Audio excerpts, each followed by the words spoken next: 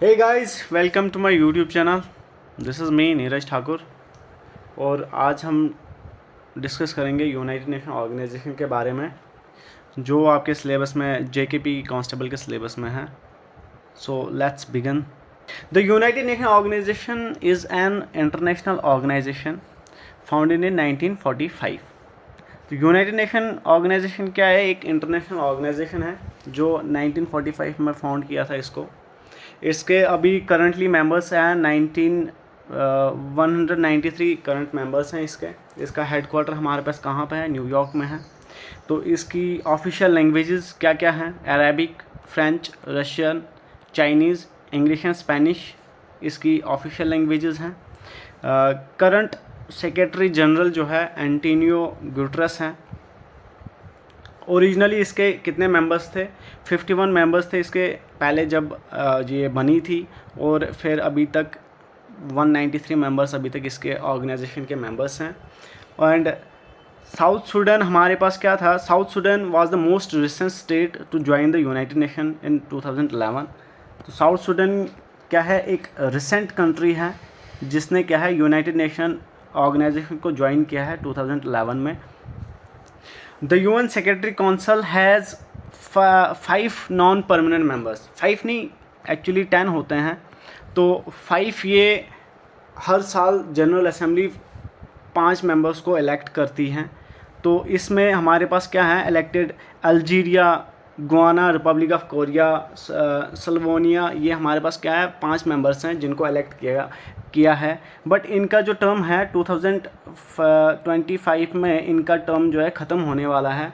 उसके बाद हमारे पास यहाँ पे कौन कौन सी कंट्रीज़ इनको रिप्लेस करेंगी? इसमें पाकिस्तान है, डेनमार्क हैं, और 1-2-3 कंट्री है जो इनको रिप्लेस करेंगी। India is one of the founding member of United nation. मतलब इंडिया जो है पहले से ही, मतलब जब यूनाइटेड नेशन ऑर्गेनाइजेशन बनी थी तब से ये यूनाइटेड नेशन से जुड़े हुए हैं। इंडिया जो है ऑफिशियली कब ज्वाइन किया था यूनाइटेड नेशन ऑर्गेनाइजेशन को? 30 अक्टूबर 1945 को इंडिया ने यूनाइटेड नेशन ऑर्गेनाइजेशन को ज्वाइन किया था। Now we discuss about the history of United Nation. अभी हम थोड़ा सा यूनाइटेड नेशन के एवोल्यूशन के बारे में, उसकी हिस्ट्री के बारे में पढ़ेंगे थोड़ा सा, क्यों बनी, कैसे बनी और एडॉप्ट कब हुआ। ठीक है, history of United Nation Organization हमारे पास क्या है? तो पहले क्या हुआ हमारे पास? क्या वर्ल्ड वॉर फर्स्ट हुई। एंड तो वर्ल्ड वॉर फर्स्ट के बाद जब मास डिस्ट्रक्शन हुआ, किलिंग ऑफ पीपल्स हुई, इकोनॉमिक का डिवेस्टेशन हुआ, तो क्या हुआ? International group develop a league of nation. तो इंटरनेशनल ग्रुप ने, इंटरनेशनल लीडर्स ने एक मीटिंग करके, एक कॉन्फ्रेंस करके एक लीग ऑफ नेशन बनाई। कब? 1919 में, under the treaty of Versailles, to promote international cooperation and to achieve peace and security. मतलब इन्होंने लीग ऑफ नेशन को इसलिए बनाया था क्योंकि जो इंटरनेशनल कोऑपरेशन हो और पीस और सिक्योरिटी के लिए ये काम करेगी लीग ऑफ नेशन। और International Labour Organization was also created in 1919 under the Treaty of Versailles, an affiliated agency of the League. फिर क्या हुआ? जब लीग ऑफ नेशंस बनी तो लीग ऑफ नेशन का काम था इंटरनेशनल कोऑपरेशन और सिक्योरिटी और पीस को मेंटेन करना। But league of nation somehow it fails, ये कर नहीं पाई। तो फिर क्या हुआ? एक अटलांटिक चार्टर साइन हुआ between US president Roosevelt and British prime minister Churchill के बीच में। एक अटलांटिक चार्टर साइन हुआ इन द अटलांटिक ओशन। एक वॉरशिप पे ये साइन हुआ था। कब? अगस्त 1941 में ये साइन हुआ था। And declare some common principle for future world. मतलब फ्यूचर वर्ल्ड के लिए इन्होंने कुछ कॉमन प्रिंसिपल जो है डिक्लेयर करे। क्या क्या प्रिंसिपल? जैसे मतलब क्या काम होगा इसका, क्या होना चाहिए? बोल रहा है कि without consent of people there would be no territorial change. ठीक है। दूसरा क्या बोलता है? No country will follow the policy of aggression.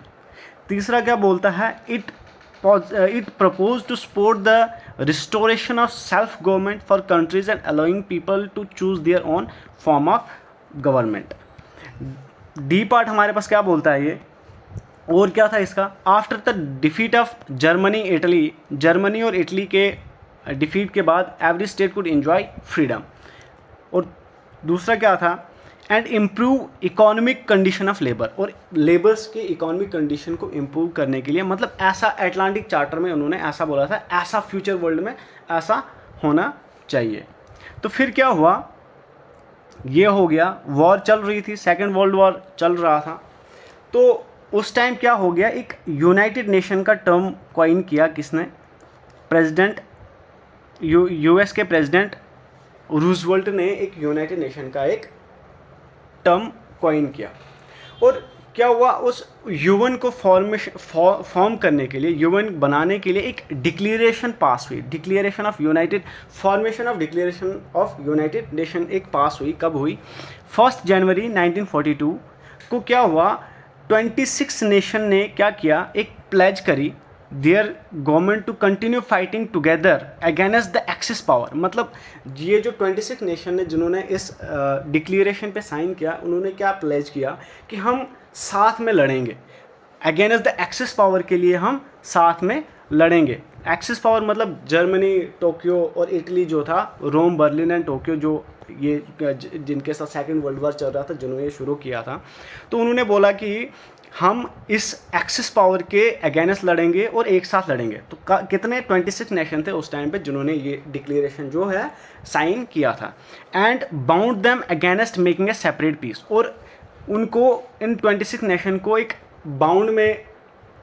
Bound किया कि उन जो सेपरेट, वो मतलब एक्सिस पावर के साथ या सेपरेट कोई एक पीस नहीं कर सकते हैं। मतलब अकेले में, आपस में अकेले में वो पीस ट्रीटी साइन नहीं कर सकते हैं। अब वॉर चल रहा है तो वॉर ख़त्म करके ही होना चाहिए। मतलब ये 26 जो कंट्रीज़ है उन्होंने बोला कि हम साथ में इस एक्सिस पावर के खिलाफ लड़ेंगे।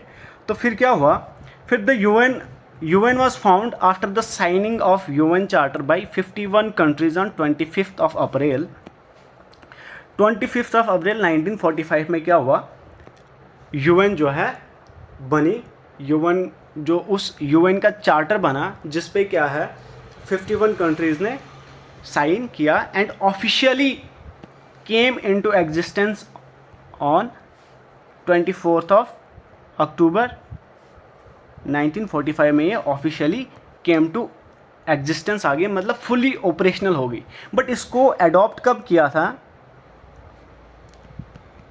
adopted by UN, adopted in 25th of June 1945 को इसको अडॉप्ट किया था।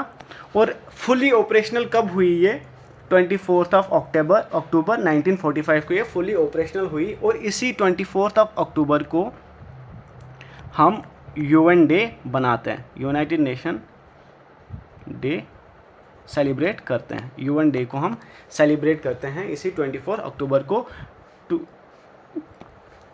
नाउ अभी हम थोड़ा इस UN के ऑब्जेक्टिव्स के बारे में डिस्कस करेंगे। इस UN जो बनी इसका फर्दर काम क्या रहेगा, ठीक है। तो पहला क्या काम था इसका, फर्स्ट काम क्या था, to develop friendly relations among nation. Second क्या था, to promote respect and for human rights and fundamental freedom.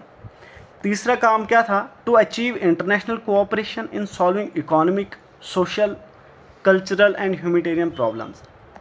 Economic and social development के लिए इन्होंने काम करना था। ह्यूमन राइट्स को प्रमोट करने के लिए इन्होंने काम करना था, और किसी भी नेशन के बीच में एक फ्रेंडली रिलेशंस को मेंटेन करना था। ये इनके प्राइमरी ऑब्जेक्टिव्स थे। फिर चौथा क्या बोलता है, to serve as a centre for harmonizing the action of the nation. और इन सभी ऑब्जेक्टिव्स को फॉलो करने के लिए ये जो UN है ये सर्व करेगी। फिर अभी हम क्या करेंगे, इस यूनाइटेड नेशन ऑर्गेनाइजेशन के जितने मेन ऑर्गन्स हैं उनके बारे में थोड़ा डिस्कस करेंगे। कौन कौन से इसके ऑर्गन्स हैं, यूनाइटेड नेशन के क्या क्या ऑर्गन्स हैं। प्रिंसिपल ऑर्गन्स है। तो टोटल कितने ऑर्गन्स है यूनाइटेड नेशन के? टोटल 6 ऑर्गन्स हैं। पहला हमारे पास क्या है? यूनाइटेड नेशन जनरल असेंबली, दूसरा यूनाइटेड नेशन सिक्योरिटी काउंसिल, तीसरा United nation economic and social council, चौथा यूनाइटेड नेशन ट्रस्टीशिप काउंसिल, चौथा 5th United nation international Court of justice है, छठा यूनाइटेड नेशन सेक्रेटरीट है। तो अभी हम इनके बारे में एक एक करके डिस्कस करेंगे। यूनाइटेड नेशन जनरल असेंबली क्या होता है, इन सब के बारे में हम सेपरेट डिस्कस करेंगे। तो पहला क्या है हमारे पास? United Nation General Assembly. United Nation General Assembly क्या है, इसका काम क्या है? United Nation General Assembly is main deliberative policy making and representative organ of United Nation. United Nation का एक ये one of the 6th main organisation है, ऑर्गन है, जिसका काम क्या है? एक पॉलिसी मेकिंग है, रिप्रेजेंटेटिव ऑर्गन ऑफ, मतलब यूएन को रिप्रेजेंट करता है, पॉलिसी मेकिंग है, एक डिस्कशन प्लेटफॉर्म है ये, जहाँ पे हर एक कंट्री हर एक मतलब जितने भी मेंबर कंट्रीज़ हैं उनके रिप्रेजेंटेटिव आके एक असेंबल होते हैं और हर एक मुद्दे पे बात करते हैं, हर एक इशू पे अपने पॉइंट ऑफ व्यूज़ देते हैं। तो इसके कितने मेंबर्स हैं? 193 मेंबर्स हैं इसके। तो पहला सेशन कब हुआ था इसका? यूएन जनरल असेंबली का पहला सेशन कब हुआ था? 10 जनवरी 1946 को इसका पहला ये सेशन हुआ था। कहाँ पे हुआ था? लंदन में हुआ था। एंड तब कितने मेंबर्स थे इसके? तब 55 फाउंडिंग मेंबर्स थे, जो फाउंडिंग मेंबर्स थे इसके यूएन के। तब जो पहला सेशन था तब उतने ही मेंबर्स थे, इसके फर्स्ट सेशन में उतने ही मेंबर्स थे। तो जनरल असेंबली कब मिलती है? General Assembly meets once every year and इसका सेशन जो है 3 मंथ्स तक चलता है। Member of Security Council are also elected by General Assembly. तो जो सिक्योरिटी काउंसिल के जितने भी मेंबर्स हैं उनको भी जनरल असेंबली के द्वारा इलेक्ट किया जाता है। पेलमियोन यंग जो है क्या है?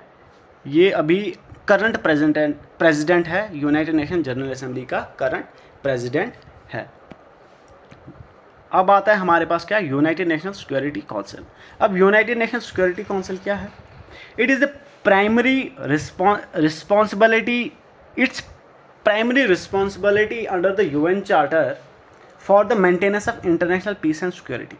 जब भी इंटरनेशनल पीस और सिक्योरिटी की बात करते हैं तो यूएन सिक्योरिटी काउंसिल की बात आ जाती है। मतलब ये प्राइमरी रिस्पॉन्सिबिलिटी है यूनाइटेड सिक्योरिटी काउंसिल की कि पूरे क्या करना है? इंटरनेशनल पीस और सिक्योरिटी को मेंटेन करना है, इसकी ये पहली रिस्पॉन्सिबिलिटी है।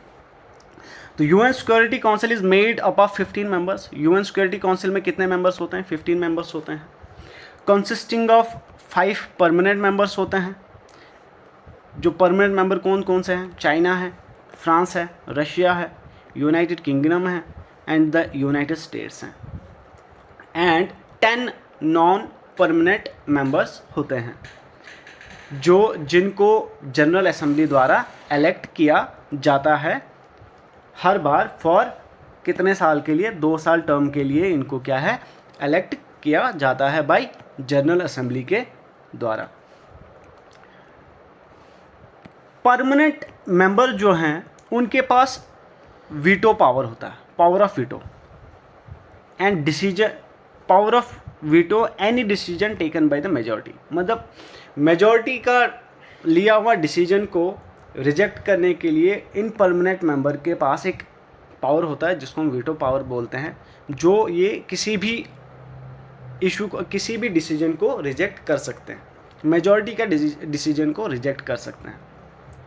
तो India for the 8th time, India जो है अभी 8वीं बार जो है यूनाइटेड सिक्योरिटी काउंसिल का as a non permanent member जो है इलेक्ट किया गया है 2021 में। Is on the council for 2 years के लिए इसको इलेक्ट किया गया। 2021 एंड 22 के लिए इसको इलेक्ट किया गया है इंडिया को। फिर आता है economic, United national economic and social council. The Economic and Social Council make policies and recommendation regarding economic, social and environmental issues. Economic and Social Council का काम क्या है? इसका एक पॉलिसी बनाना, इकोनॉमिक के रिलेटेड, इन्वायरमेंटल इश्यूज़ के related इसका एक पॉलिसी बनाना है। Consist of 54 members. जो इकोनॉमिक एंड सोशल काउंसिल जो है 54 मेंबर्स से बनी हुई है, who are elected by General Assembly for 3 year terms. 3 साल के लिए इनको जनरल असेंबली के द्वारा इलेक्ट किया जाता है। It is the United Nation centre platform for reflection, debate and innovative thinking on sustainable development. एक social economic and social council का काम क्या है? इसका काम है इकोनॉमिक को ग्रो करना, मतलब सस्टेनेबल डेवलपमेंट को इसको मेंटेन करना है, उसको इम्प्रूव करना है। तो Bob Rae is the current president of economic and social council का प्रेसिडेंट है। फिर आता है हमारे पास United National International Court of Justice. International Court of Justice क्या है? International Court of Justice is the principal judicial organ of United Nation. It was established in June 1945 by Charter of the United Nations and began work in April 1946. The International Court of Justice is the successor of Permanent Court of International Justice, which was established by League of Nations in 1920. The International Court of Justice is composed of 15 judges from the 9-year terms. तो international Court of justice में कितने जजेस होते हैं? 15 जजेस होते हैं। इनको इलेक्ट किया जाता है 9 साल के टर्म के लिए, इनको इलेक्ट किया जाता है। फिर आता है UN secretariat. UN secretariat is comprises the Secretary General and thousands of international UN staff members who carry out the day-to-day work for the UN as mandated by the General Assembly and the organization other principal organs। मतलब UN secretariat ये है कि जहाँ पे हर एक जो मतलब thousands of employ जो हैं इसमें काम करते हैं, UN सिक्योरिटी के लिए, UN नेशनल ऑर्गेनाइजेशन के लिए काम करते हैं। The Secretary General is the chief administrative officer of the organization. जो सेक्रेटरी जनरल होता है वो इस ऑर्गेनाइजेशन का एडमिनिस्ट्रेटिव ऑफिसर होता है, appointed by General assembly on the recommendation of Security council. Security council की रिकमेंडेशन से जनरल असेंबली जो है सिक्योरिटी जनरल को इलेक्ट करती है फॉर द 5 ईयर टर्म, और इसका रिन्यूअल भी होता है। मतलब अगर कोई एक बारी प्रेसिडेंट बन गया या सिक्योरिटी जनरल बन गया तो फिर से उसको रिन्यू करके वही प्रेसिडेंट फिर से बन सकता है। The United National General Assembly has appointed Antonio Guterres as the 9th UN Security General for a second term beginning 1 January 2022 and ending 31 December 2026। तो एंटोनियो गुटेरेस अभी करंट प्रेसिडेंट है, इसका दोबारा बना है, ये इसका सेक्रेटरी जनरल बना है यूनाइटेड नेशनल ऑर्गेनाइजेशन का। सो आज के लिए इतना ही था। वीडियो अच्छा लगे लाइक कर देना, शेयर कर देना। Thank you.